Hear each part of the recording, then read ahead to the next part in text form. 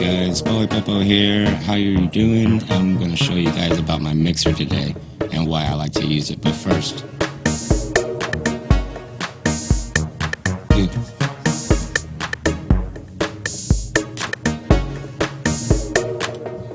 now for real, check this out. This is my favorite piece of gear in the studio besides my MPC, and everything goes into it and goes into my MPC.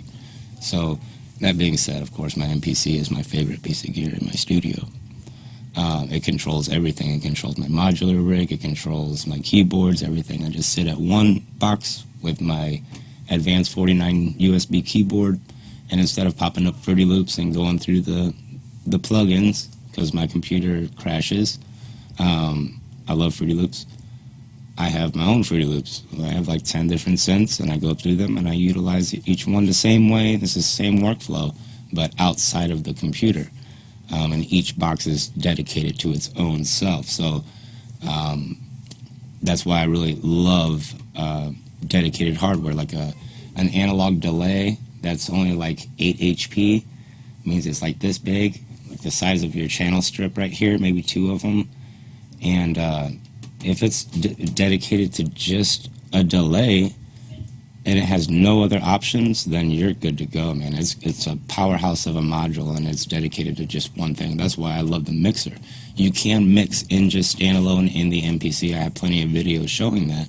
But when you have something that's just for this, and it's made just to mix and only to mix and push your sounds out, I use this mixer. And the reason why is because it's a 22 channel mixer. And of course, whenever you're using your MPC, whenever you go, like especially MIDI, in order to hear your MIDI tracks, you know you have to go out of your, or into your MPC, and you're hitting your USB keyboard. Now you can see that the notes are coming up. So you have to go audio out of your synthesizer back into your MPC. But the MPC is limited on input, so that's why I have this synthesizer, these synthesizers plugged in, because I don't have these many inputs on the back of my X, live or one. So, and you put all these and then go, I can go main out.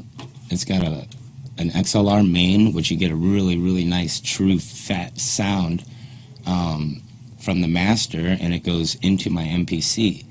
Now, anything that I want going into my MPC, what's really, really cool is that I have groups 1, 2, 3, and 4. 1, 2 are right here, which I have going out to my speakers, which is where I should have my metronome going to, but it'll go through the mic and cause a feedback loop. Right now I have 3 and 4 going into my MPC. So nothing's coming out XLR. This is like a bad rig, but I should have my master coming out XLR into my MPC. But for right now, I got these going into my MPC, so you can see that anything that I'm sampling, trust me, it's there. You can see it. It's being sampled. You can see the volume going up on there. So anything that I have plugged into my MPC or through this mixer is going into that box. So my keyboards or any of my synthesizers pass through here. I can tweak them the way that I want at their frequency so they don't clash before it enters the box.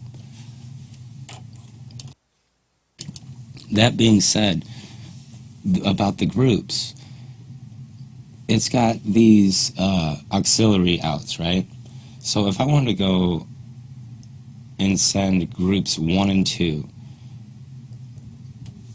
and I have those playing a dry signal, and with my auxiliaries I can also add effects and come back into like a track right next to it. Say I want a dry signal with a little bit of reverb of the same instrument.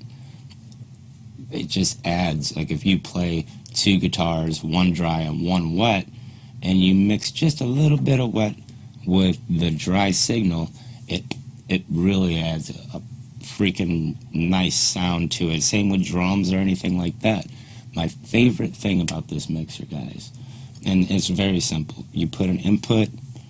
It's great for guitars. It's got the high Z limiters and everything, so you're not gonna redline whatsoever on here. It's not gonna let you, even though the meters do they're not 100%. But for all my videos, this is what I use. I'm going straight through this mixer right here into my MPCX through group 3 and 4, and then I'm coming out of my MPC in, and I love being able to plug and reroute things. That's why I got into modular.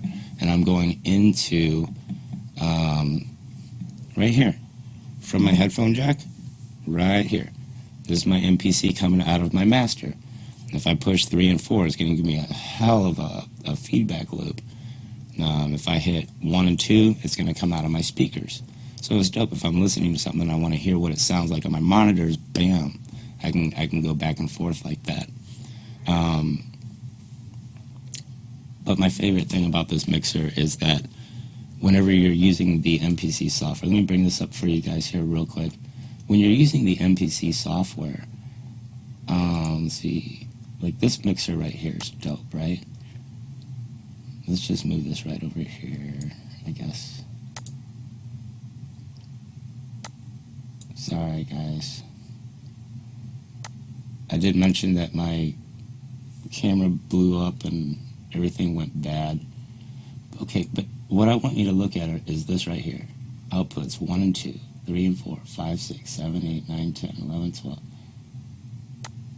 Let's blow this up real quick. Alright, so right here, don't worry about up here. Let's just go to the track view.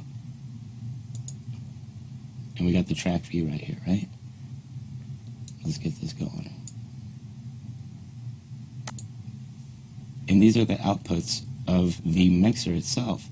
1, 2, 3, 4, 5, 6, 7, 8, 9, 10, 11, 12, all the way to 22. You got 31, 32, you got different groups and stuff that you can do also. Now, that's with no effects or anything like that. It's just a dry signal coming out of the MPC software. And one main reason I love to use the software is to be able to utilize my mixer this way. When you explode your drums, you make a drum program, and you have tracks 1 is your kick, snare, hi-hat, your toms. Say you got 16 different drums on one program. When you hit that explode button and you assign them track 1, I do track 1, I do them all in mono and then pan hard left, hard right, and then mix them that way. But it comes out right here. 1, 2, 3, 4. And the way to do that is, and there's a USB button up here on every single channel that allows it to come back on each channel. This way I can final tune every single thing the way that I like it. Say I got it the way that I like it, and then I'll push groups 1 and 3 on all of these, go into my MPC with a nice hard signal where that meter's nice and right underneath 0, and that's how I get my print track.